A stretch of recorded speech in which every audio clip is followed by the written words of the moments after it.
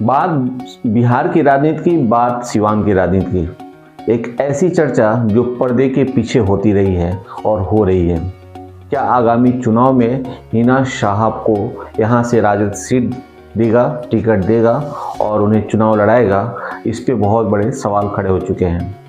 किस पार्टी से लड़ेंगे हिना साहब, ये भी एक बहुत बड़ा सवाल है।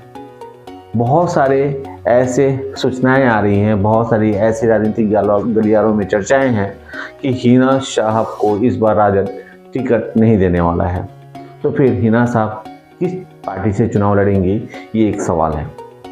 हिना साहब को राजद इस बार टिकट क्यों नहीं देगा, ये भी एक सवाल है।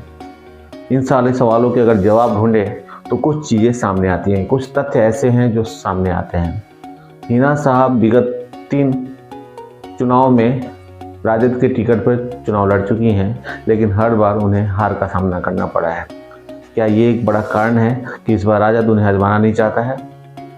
दूसरा कारण ये है कि ऐसे भी सुनने में आ रहे हैं कि हिना साहब के परिवार, खासकर ओसामा साहब, साहब तो अब रहे नहीं, उनके साथ राजद के जो प्रमुख हैं उस परिवार से, यानी लालू के परिवार से अच्छी नहीं बन रही है, जिसके चलते ये टिकट नहीं मिल रहे हैं। ये अच्छे नहीं बनने की बातें हिना साहब के पुत्र की शादी के बाद से, कुछ दिनों के बाद से शुरू हो चुके हैं। तो क्या ये भी एक बड़ा सवाल है कि उन्हें टिकट नहीं मिलेगा, या फिर अब मुस्लिम कम्युनिटी को नहीं देना चाहती है राजद टिकट सिवान से? ये एक बड़ा सवाल है।